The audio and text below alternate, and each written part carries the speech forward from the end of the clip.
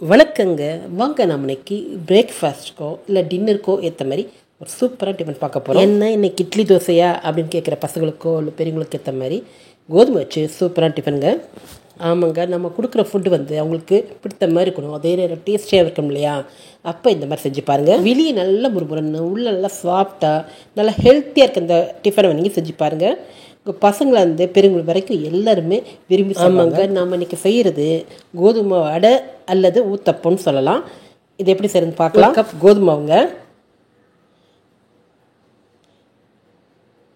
ஃபுல்லாக எடுத்துக்கோங்க. அரை கப் ரவை, ஒன்று பாதி. இட்லி மாவு ஒரு சின்ன கப்பு. உப்பு, கோதுமை போட்டுக்கலாங்க. ரவை அதிலே போட்டுடலாம். இட்லி மாவு ஒரு கரண்டி அளவு இருந்தால் போதுங்க. சின்ன கப்பு. உப்பு அதிலே போட்டுடலாம். இதை மிக்சியில் ஒரு ஓட்டு ஓட்டிட்டு கூட சேர்த்துக்கலாங்க. ஒரு பெரிய வெங்காயம் பொடிசா நறுக்கி வச்சுருக்குங்க. ஒரு துண்டு இஞ்சி, ஒரு 4 பச்சை மிளகா பொடிசா நறுக்கி, தக்காளி 2 தக்காளி, கருவேப்பிலை, கொத்தமல்லி எல்லாத்தையும் சின்ன நறுக்கி வச்சுக்கலாம். இதெல்லாம் சேர்த்து மாவில் கலந்துடலாங்க. நம்ம சாதாரண கோதுமை தோசை கொடுத்தோம்னா விரும்பி சாப்பிட மாட்டாங்க. இந்த மாதிரி கலர்ஃபுல்லாகவும் டேஸ்டியாக கொடுத்து பாருங்களேன், விரும்பி சாப்பிடுவாங்க. சட்டியில் ஒன்றும் மிஞ்சாது, எல்லாருமே சாப்பிட்ருவாங்க. மாவை இதே மாதிரி இந்த பக்கத்தில் ஊற்றினோம்னா அது கோதுமை அடைங்க. நான் இன்றைக்கி தண்ணி கலந்து ஊத்தப்பு மாதிரி ஊற்ற போகிறேங்க. தேவையான அளவுக்கு தண்ணி கலந்துக்கலாம். இந்த ஊத்தப்பத்தை நம்ம அப்படியே சாப்பிட்லாம், சட்னி கூட தேவையில்லைங்க, எல்லாமே இதில் இருக்குங்க. இருந்தாலும் நான் 5 பச்சை மிளகா போட்டிருக்கேங்க. இன்னும் தேவைப்பட்டால் மிளகு சீரகம் தூள் பண்ணி போட்டுக்குங்க.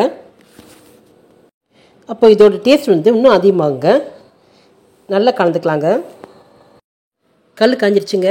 மாவு எடுத்து ஊற்றிக்கலாம்.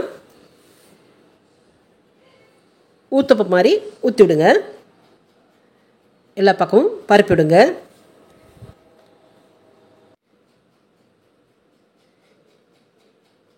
சுற்றி எண்ணெய் ஊற்றிக்கலாம். நல்லா வேகட்டுங்க. அடுப்பை ஃபுல்லாக வச்சிடாதீங்க, சிம்லேயே வச்சு வேக விடுங்க. நல்லா வேகட்டும். இப்போ திருப்பி போடலாங்க. இந்த பக்கம் கொஞ்சமாக எண்ணெய் ஊற்றிக்குங்க. பாருங்கள், நம்ம கோதுமை ஊத்தப்பம் சூப்பராக ரெடி ஆயிடுச்சுங்க. நல்லா கலர்ஃபுல்லாகவும் இருக்குது, வாசனை சூப்பராக இருக்குங்க. சுட சுட கோதுமை ஊத்தப்பத்தோட ஒரு கார சட்னி சூப்பராக இருக்குங்க.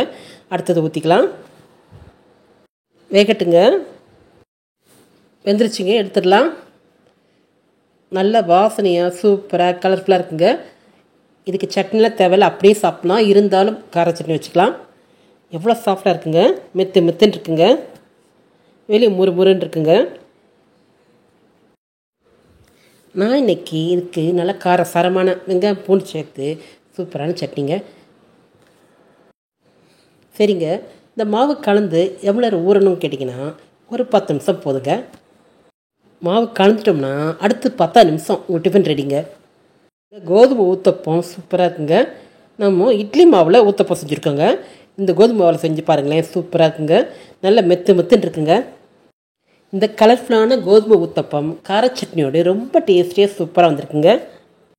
நீங்கள் ஒரு முறை கண்டிப்பாக இதை செஞ்சு பாருங்கள். இதோட டேஸ்ட் எல்லாருமே விரும்புவாங்க. செஞ்சு பார்த்துட்டு எப்படி சொல்லுங்கள். மறக்காமல் சப்ஸ்கிரைப் பண்ணுங்கள்.